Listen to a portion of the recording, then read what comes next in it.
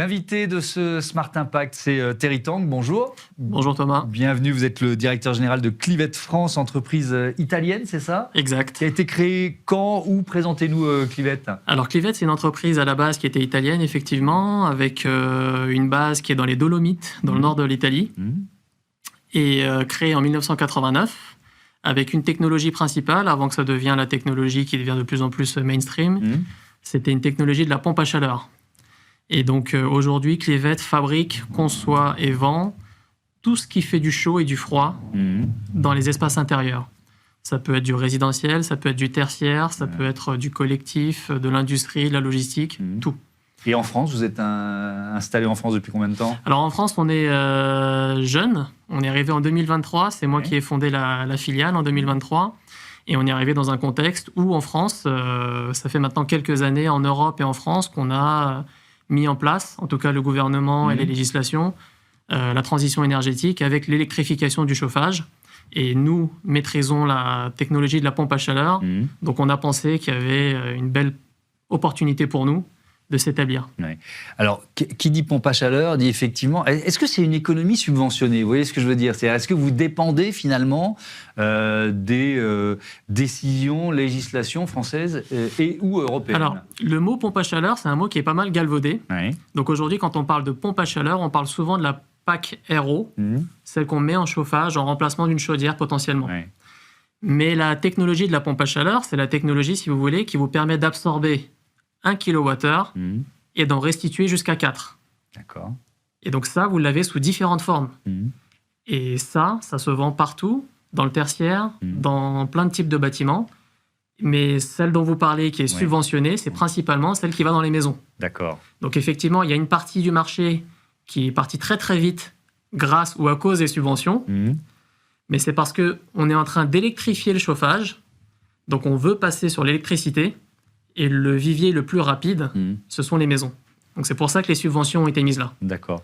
Je vous pose cette question parce que qui dit subvention dit voilà, incertitude budgétaire. On est en plein dedans. On l'a vécu. Et on le vit.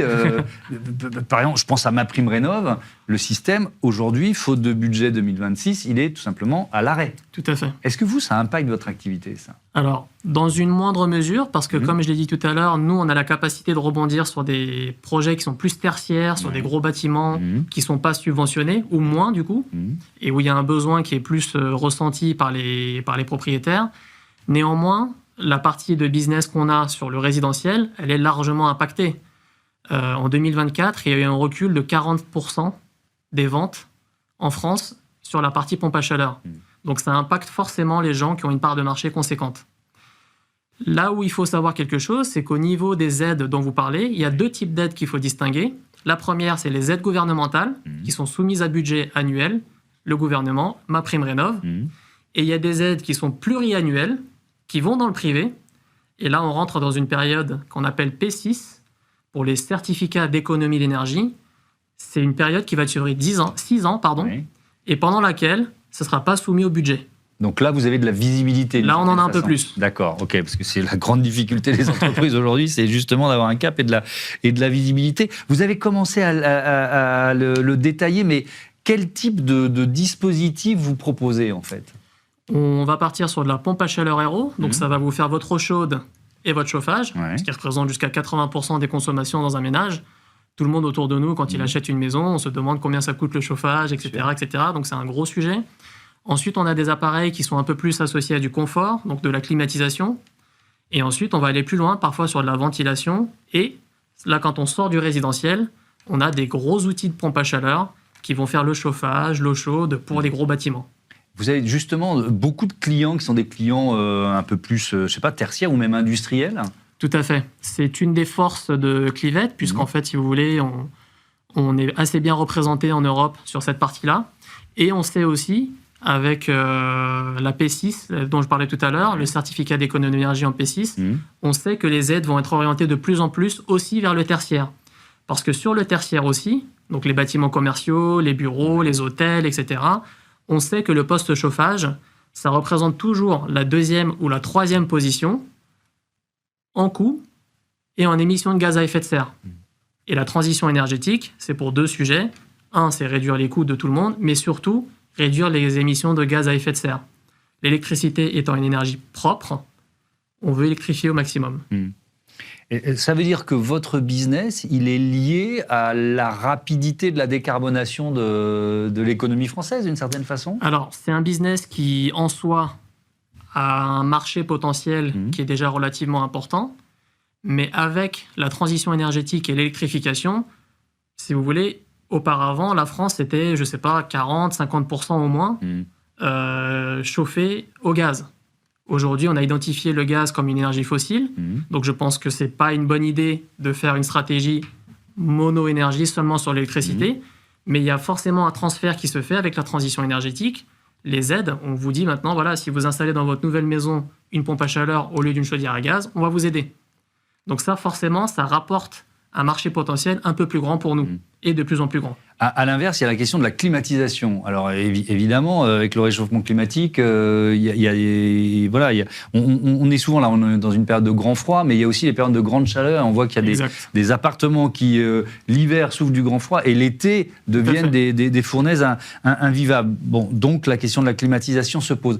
Est-ce que c'est un secteur qui progresse? Parce que le problème d'une clim, c'est qu'elle rejette de la chaleur dans les villes et elle consomme beaucoup d'électricité. Donc, comment vous faites évoluer justement cette technologie? Alors, il faut savoir qu'il y a plusieurs sujets sur ce point-là. On appelle ça des packs RR, parce qu'en fait, vous travaillez sur de l'air et vous ressoufflez de l'air derrière.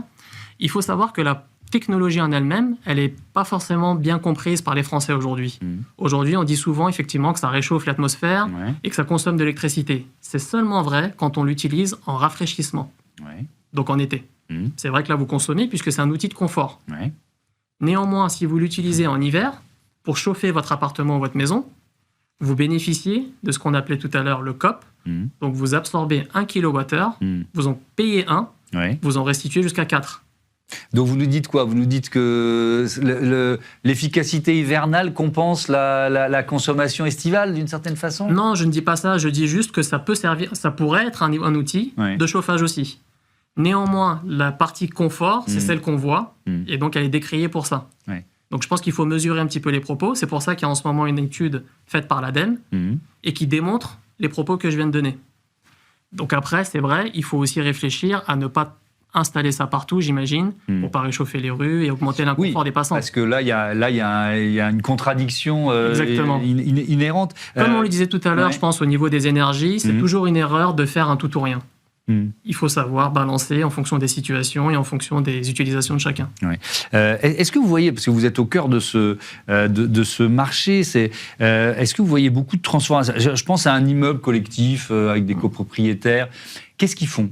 Ils passent du fioul au gaz massivement encore aujourd'hui? Ils ont plutôt tendance à passer soit du fioul, soit du gaz à l'électricité. D'accord. Et encore une fois ici, et encore plus dans ce type de bâtiment, puisque quand vous êtes chez vous, dans votre maison, vous avez un jardin, c'est un peu plus facile d'avoir une installation technique à l'extérieur. Quand il s'agit d'un immeuble collectif, parfois ils sont fabriqués dans les années 70, parfois avant, vous devez rentrer dans des locaux techniques, il y a des contraintes techniques, et pour cette raison-là, on peut encore moins faire un tout ou rien. Donc parfois, il y a des technologies qu'on va appeler hybrides, donc une pompe à chaleur électrique et une chaudière à gaz. Parfois, des contraintes techniques vont vous obliger à rester sur du gaz, et parfois, vous allez pouvoir mettre de la pompe à chaleur. Néanmoins, les aides aujourd'hui sont orientées vers la pompe à chaleur. Vos clients principaux aujourd'hui, c'est quoi? C'est plutôt le secteur privé, c'est plutôt les copropriétés, ou alors ça devient de plus en plus les bailleurs, les locaux commerciaux, les entreprises, les industries? On travaille avec 2 pôles, nous, en France. On a un pôle qui va adresser le secteur qu'on appelle résidentiel. Donc, on a un catalogue qui va aller dans les maisons et les appartements. Donc là, on va travailler avec le secteur de la distribution, qui va redistribuer ensuite aux installateurs, qui, eux, vont venir chez vous les installer. Et ensuite, on a aussi un pôle qu'on appelle tertiaire, où on va adresser directement les professionnels, que ce soit les bailleurs, les propriétaires de bâtiments ou les installateurs. Donc c'est une approche directe au projet. C'est-à-dire qu'on va étudier chaque projet. En fonction du projet, il y aura un bureau d'études. Et ensuite, on va designer la solution en fonction du projet en lui-même. La question de le secteur du bâtiment, de l'immobilier, de son poids carbone, c'est un levier de décarbonation majeur aujourd'hui en France? Tout à fait. Aujourd'hui, tout propriétaire d'immeuble, tout bailleur, tout foncier est contraint, avec son patrimoine, de suivre aujourd'hui les évolutions, les réglementations écologiques et aussi les aides qui sont à sa disposition. Le gouvernement a tout un dispositif comme celui-là, mais quand on parle du gouvernement en lui-même, c'est même pas la France. C'est drivé par la Commission européenne. Oui, mais alors quand on voit que le DPE, le diagnostic de performance énergétique, bon, alors peut-être qu'il était trop ambitieux et qu'il était en train d'assécher le marché locatif, mais bon, il y a un retour en arrière. Comment vous l'évaluez, ça? Vous trouvez ça finalement de bonne politique, assez sain, ou alors au contraire, vous dites, on est en train d'abandonner nos ambitions? Ah non, nous, comme tout acteur, on suit de très près les rebondissements. Et tout mouvement dynamique n'est pas forcément une bonne nouvelle pour nous. Néanmoins, quand un acteur comme nous décidons d'investir un pays ou d'agrandir nos usines, etc., pour servir le marché européen et français, ce sont des décisions qui sont avec un horizon à 15 ans, 20 ans. On ne peut pas décider par rapport à ce qui se passe aujourd'hui avec le DPE ou MaPrimeRénov'. Donc ça, ce sont des mouvements qui sont conjoncturels, qu'on essaye de suivre. Mais on a une vision qui va beaucoup plus loin que ça. Parce que vous pensez que le mouvement de fond, de toute façon, c'est un mouvement de rénovation énergétique des bâtiments. Ça, on en est assez persuadé, oui. Merci beaucoup, Terry Tang, et à bientôt sur Bismart for Change. On passe à notre débat. On va parler du leasing social, donc mobilité, voiture électrique. Est-ce que ça a été un succès en 2025 ?